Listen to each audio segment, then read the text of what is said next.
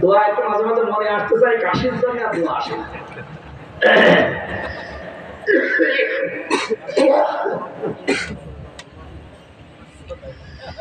আমার ভাইরা,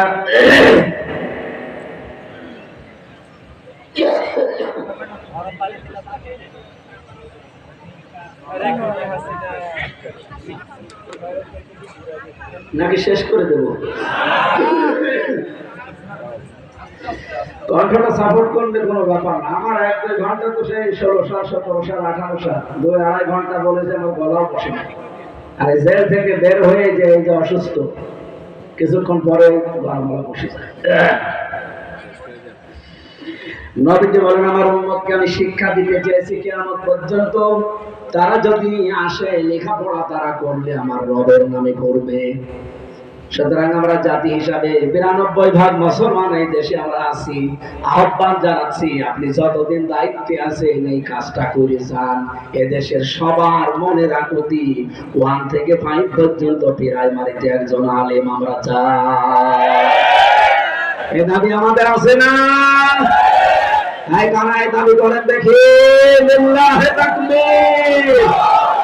এই দেখেন তো হাত তুলে দিকে দেখেন। হ্যাঁ, সবার দাবি এটা। উনি আসলে যেন এই দাবি পূরণ করে।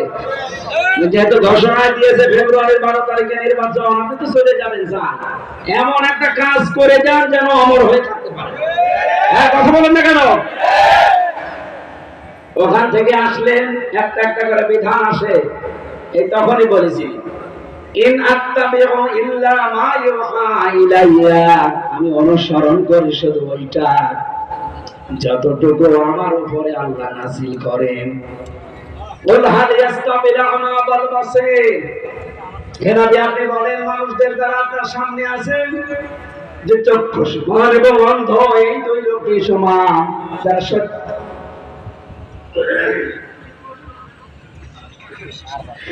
যারা সত্যের অনুসন্ধান করে এবং যারা সত্য দেখার পরেও না দেখার ভান করে থাকে, এই মানুষগুলো কি সমান হতে পারে? আফামান ইয়ালামু আন্নামা উনজিলা ইলাইকা মির রাব্বিকা কামান হুয়া আমা ইন্নামা ইয়াতাযাক্কারু উলুল আলবাব। সূরা রাদের ভেতরে আছে, হে নবী আপনার উপর আমি যেটা নাযিল করলাম, কোন মানুষ দেখবেন এটা কবুল করে নেবে, গ্রহণ করবে, আর কিছু মানুষ অন্ধের মতো আচরণ করবে। ইন্নামা ইয়াতাযাক্কারু উলুল আলবাব, ইন্নার পরে যদি মা যুক্ত হয় তাহলে বাংলা অর্থ দাঁড়ায় একমাত্র, কেবলমাত্র, শুধুমাত্র ইয়াতাযাক্কারু উলুল আলবাব। যারা বুদ্ধিমান তারা কোরআনের আলোচনা শুনলে সেখান থেকে শিক্ষা নেয়। বলেন সুবহানাল্লাহ। সুতরাং আজকের আলোচনায় সবাই শিক্ষা নেবে না? আফালা তাতাফাক্কারুন, এরপরেও কি তোমরা আল্লাহর দিকে ফিরে আসবে না? চিন্তা ভাবনা করবে না? কি চিন্তা করার জন্য এখানে বসেছেন? রাসূলের অনুসরণ করে আল্লাহকে পাওয়া লাগে, কিন্তু সেই অনুসরণ আমাদের জীবনে আমরা দেখতে পেলাম আংশিক হচ্ছে, পূর্ণাঙ্গ অনুসরণ হচ্ছে না। নবীজি যেমন দস্তরখানা বিছিয়ে খাবার খেয়েছিলেন, নবীজি যেমন মেসাক করেছিলেন, এই নবী 10 বছর কোরআন দিয়ে দেশ চালিয়েছিলেন। মেসাক করা যদি রাজনীতি মনে না হয়, দস্তরখানা বিছিয়ে খাবার খাওয়া যদি রাজনীতি মনে না হয়, 10 বছর কোরআন দিয়ে রাষ্ট্র চালিয়েছে, এটা রাজনীতি মনে হয় কেন? এই কথা বলো না কেন? এবার আমরা এইটাই চাই, বাংলাদেশে 300 এমপি ভেতরে 151 জন যেন কামাল হোসেনের মতো বুকে কোরআন নিয়ে সংসদে যেতে পারে। একবার ব্যবস্থাটা করে দেন, এবার আমি গ্যারান্টি দিচ্ছি 5 বছর লাগবে না, 2 বছরে বাংলাদেশ মিনি জান্নাত হয়ে যাবে।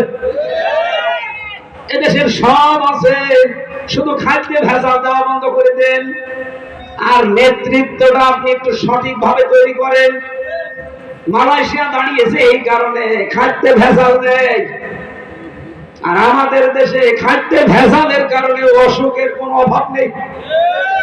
আমি ওই দেশে বিভিন্ন জায়গায়, যে মালয়েশিয়া, সিঙ্গাপুরে, থাইল্যান্ডে যতদিন থাকি একটা কাশিও হয় না আমার।